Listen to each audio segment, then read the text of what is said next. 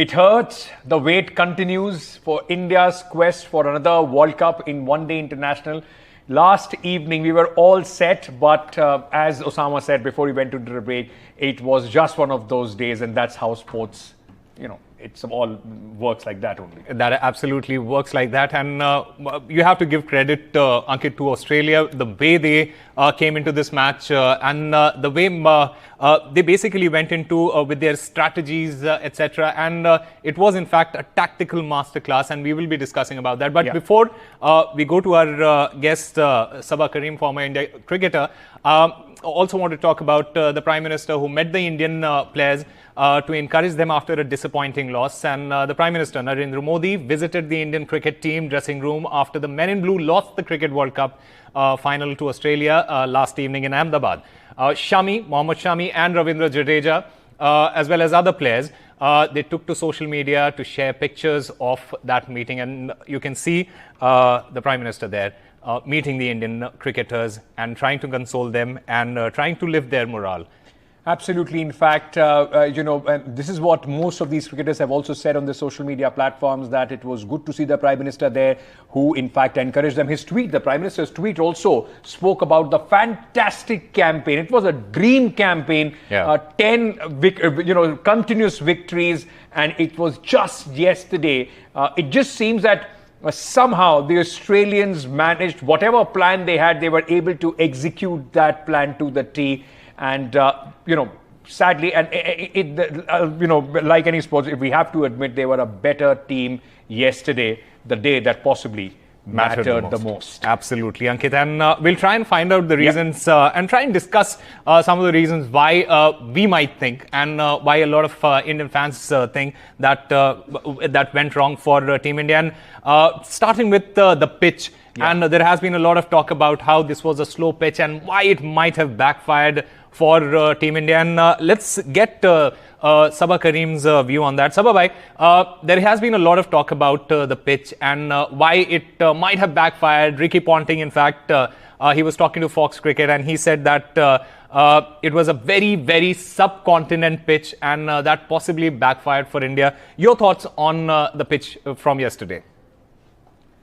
So, Osama, even if it was a subcontinent wicket, we should have been prepared for that. See, there are certain elements in a particular game which are the uncontrollables. The surface, the way it behaves, its behavior in the first half of the innings, its behavior in the second part of the innings, the second part of the match. All these are uncontrollables. Now, if you set aside all these uncontrollable factors, let's look at the factors which was within our control. And I'm saying this so that we don't repeat it. And I think I've said this in the earlier chat with you, Osama, that since 2014, India has lost several final matches, including Champions Trophy final in 2017, World Cup T20, if I remember correctly, 2014, the final that was played in Sri Lanka. Then we have lost 3 or 4 semi-finals. So why does it happen all the time? So unless we address it and we try and resolve this, why is it that in such special matches or big clashes, India has floundered? So if you get down to the nitty-gritties of the game that transpired yesterday, number one is Australia were right on top in terms of the decision making, and let me elucidate on the stats here. Now, this is the 5th game that was played at Ahmedabad. Out of this, 4 teams have won batting second, and only 1 team has won batting first, and that was Australia. Can you imagine having that kind of a background still for Pat Cummins to go out on a similar kind of surface and yet decide to bowl first? It was incredible. It was such a courageous call from Pat Cummins. And he said that in the post-match conference. He said that he just felt that the wicket might behave better in the second half. And I think with that kind of a gumption, he went ahead and he decided to bowl first. That was such a brave thing. I think that really helped Australia. Having said that, you also need the right kind of bowlers and your game plan and to be executed properly. And I think all that came to the fore from Australia's perspective. So I think right at the beginning, from the first ball, I think Australia were number one, much better prepared, and they were able to execute the game plans in a much better way than what India could do. Absolutely. And as Osama was talking about other reasons, the fielding, the Australian fielding was exceptional yesterday. Not only did they save runs, But I think the turning point, and we were discussing this yesterday as well, was that catch Travis Head's catch of Rohit Sharma that possibly changed the whole momentum as far as India's batting is concerned and the game. Yeah, absolutely right. And I think it all started before that catch also, Ankit. If you remember, the Australian players, especially all those who were inside the 30-yard circle, they were right on top of both the batters, of all the batters who were playing at that stage. Even that partnership between KL Rahul and Virat Kohli, both of them are so adept in maneuvering the field and picking those singles. But whenever they would play with a soft hand, you had backward point rushing in, you had cover rushing in, you had a mid-wicket or short mid-wicket rushing in. So there was no kind of escape route for Virat and KL Rahul to rotate the strike in a better manner. That is that partnership between Virat Kohli and KL Rahul. The run rate was 3.72, and I think that made a big difference. And I was watching Rahul Dravid's PC yesterday. It was. I mean, he talked about it that because we kept losing wickets, we really could not accelerate. But if you again go through, some more detailing, Ankit and Osama, you'll notice that in that partnership between Virat Kohli and KL Rahul, they got their 50-run partnership. It took them 88 balls. Absolutely. In comparison, Travis Labuschagne, I think Australia was struggling at that stage. They were able to get those 50 runs in just 70 balls. You can understand, where India lost the game. So if you can really try and, the area where India kind of lost the match, it was the slowness in particular partnership that hit us hard. That is why in the end, we could not get another 30-40 runs on board. Absolutely. And in fact, Ankit, we were discussing this, this partnership that Sababai is mentioning, Virat Kohli and KL Rahul. There was a 97-ball boundaries drought. The kind of players who are out there in the middle. Virat Kohli, he even if he doesn't get those boundaries, he makes sure that he gets those singles and turns them into doubles, and that is where India struggled. Sababai, that boundaries drought, that 97-ball boundaries drought, do you think that added another layer of pressure on the two batters who were out there in the middle at that time?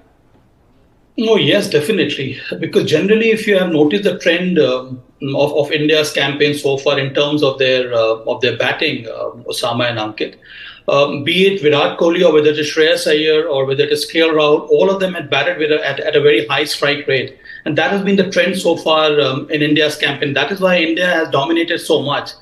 I think that for some odd reason or some inexplicable reason, India kind of slowed down. And I think that is what has hit us hard. Maybe India felt, I'm not trying to be too critical, maybe India felt that on this kind of a surface, if they try and accelerate or if they try and go too hard, India may lose a wicket. And eventually, there was a possibility of India being bundled out below 200 or something like that. But you know what?